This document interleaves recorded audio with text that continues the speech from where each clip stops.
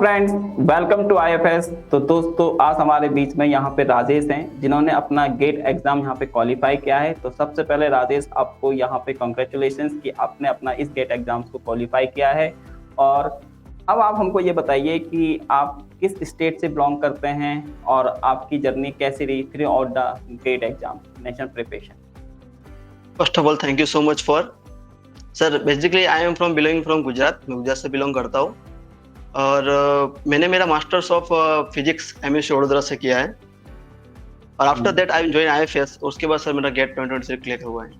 अच्छा, तो मतलब आपने यहाँ पे अपना आईएफएस को ज्वाइन किया और मतलब आप आईएफएस में ऑफलाइन स्टूडेंट थे। हम आपको अच्छे से जानते हैं, ठीक है। हमने ही आपको यहाँ पे पढ़ाया है, काफ़ी हमने हमारी अच्छी अच्छी यादें भी हैं। आप आते थे अपने डाउट लेके, क्वेश्चंस लेके, तो अच्छा लगता है कि हमारे कुछ स्टूडेंट अगर सेलेक्ट होते हैं तो ये बात तो चलो ठीक है हमारे तुम्हारे बीच की। लेकिन मैं आपसे ये बोलना चाहता हूँ, मैं ये पूछना चाहता हूँ, बहुत सारे स्टूडेंट्स का यहाँ पे रहता है कि मतलब इस पूरी गेट प्रिपरेशन में, ठीक है, आप कभी डिमोटिवेट हुए या आपको कभी लगा कि नहीं यार गेट की प्रिपरेशन छोड़ देना चाहिए, कुछ और करना चाहिए। इवन आप शायद सीएसआर नेट की भी प्रिपरेशन कर रहे हैं, तो कभी ऐसा लगता है कि यार नहीं कुछ और ट्राई करते हैं, ये थोड़ा टफ हो रहा है एग्जाम। तो इस बारे में क्या कहना चाहते हैं आप? नहीं सर, मेरा ये मानना है कि आपका पर्टिकुलर किस सब्जेक्ट में कितना इंटरेस्ट है। जो भी स्टूडेंट मेरे साथ थे, मेरे कलीग्स, उनसे मतलब मिलके हमारा ग्रुप ऐसा था कि हम सबको फिजिक्स में एक अच्छा इंटरेस्ट था। और आपसे और दूसरे जो हमारा आईएफएस की टीम है, उन सभी सर ने पर्टिकुलर सब्जेक्ट को इतना अच्छे से ट्रेन किया जो हमारे डाउट्स पहले रहते थे बीएससी एमएससी में, तो वो सोच के और अच्छे से पढ़ने का मन हो रहा था। ऐसा कोई सर हमारे साथ हुआ ही नहीं केस कि हमें छोड़ देना चाहिए या कुछ रख देना चाहिए उसको। और अब दूसरा क्वेश्चन मेरा ये है कि आप मतलब अक्सर स्टूडेंट पूछते रहते हैं हमसे, तो मुझसे कितनी बार पूछ सके हैं स्टूडेंट्स कि हमको कितने घंटे की प्रिपरेशन करनी चाहिए, चाहे वो आपका सीएसआर नेट एग्जाम हो या गेट एग्जाम हो या टिफर का एग्जाम हो, जिससे वो क्वालिफाई हो पाए। तो मैं जानना चाहता हूँ कि आप कितना घंटा पढ़ते थे? सर हम लोग ग्रुप स्टडी करते थे। हम सब फ्रेंड्स बैठ के क्लासरूम कोचिंग में 6 से 8 घंटे मिनिमम पढ़ लेते थे। अच्छा। और सेल्फ स्टडी मतलब ये तो आपका चलो ऑफलाइन में हो गया, खुद से आप मतलब कितना एफर्ट मारते थे? अगर मान लो कोई ग्रुप स्टडी नहीं है, कुछ नहीं है, तो अकेले आप कितना पढ़ते थे?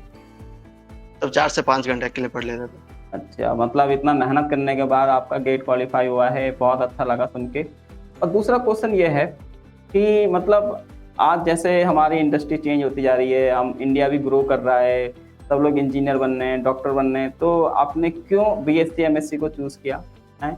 तो ये हम जानना चाहते हैं सर। पर्टिकुलरली कि जब सब मैंने 12th में फिजिक्स नाम का सब्जेक्ट स्टडी किया, उसके बाद सर उसके अंदर ही मेरा इंटरेस्ट बना रहा। फिर जैसे जैसे मैं आगे बढ़ता रहा, मैंने बीएससी विद फिजिक्स किया, मैंने एमएससी ऑफ फिजिक्स किया।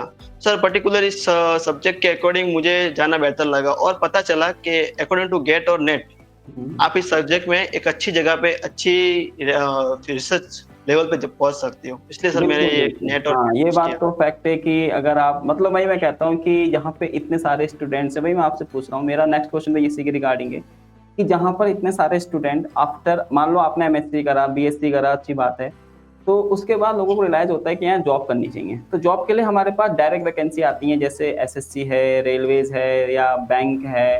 तो आप इन सेक्टर में क्यों नहीं गए? इंस्टेड आपने ये चुना कि मेरे को गेट करना चाहिए, नेट करना चाहिए।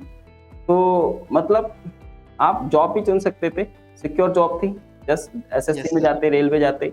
व्हाई आप choosing GATE exam? Because of sir my subject specialisation physics. Sir मुझे इस सब्जेक्ट के अंदर ही और जिसमें मैंने मास्टर और बैचलर एमएस फिजिक्स में किया है, उसके अंदर कुछ बेस्ट करना था सर मुझे। ओके, इसलिए आपने मतलब अपना गेट एग्जाम्स को या एग्जाम को चुना। दूसरा क्वेश्चन ये है, थोड़ा सा फनी क्वेश्चन है कि आप स्टूडेंट किस टाइप के थे? मतलब पढ़ने में कैसे थे? मतलब एवरेज थे, बहुत इंटेलिजेंट थे? एवरेज स्टूडेंट थे। तो मतलब कहने का ये है कि जो स्टूडेंट यहाँ पे देख रहे हैं, मतलब एक एवरेज स्टूडेंट भी इस एग्जाम को क्वालिफाई कर सकता है, सीएसआर नेट की प्रिपरेशन करके उसको भी क्वालिफाई कर सकता है। तो आप काफ़ी लोगों के लिए, काफ़ी स्टूडेंट्स के लिए एक यहाँ पे मोटिवेशन का पार्ट बनोगे। आपको देख के काफ़ी स्टूडेंट्स मानेंगे कि हाँ भाई इस एग्जाम को हम भी क्वालिफाई करना चाहते हैं। दूसरा क्वेश्चन ये है कि गेट का सिलेबस आपको कैसा लगा? मतलब टफ है, लेंथी है, या किस टाइप का आप उसको सिलेबस को मानते हो?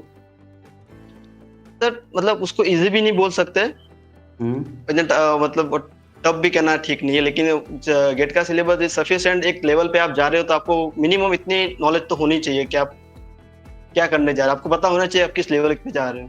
हाँ, मतलब मैं ये मानता हूँ कि जो हमारा गेट का जो सिलेबस है वो थोड़ा सा कॉन्सेप्ट बेस्ड ज़्यादा आता है, मतलब सिलेबस को यस देख के सर। तो थोड़ा सा मिलता जुलता है सीएसआर नेट के हिसाब से, लेकिन जो उसके लेवल ऑफ क्वेश्चन हैं वो थोड़े से हमारे इजी होते हैं लेकिन कॉन्सेप्ट बेस्ड होते हैं।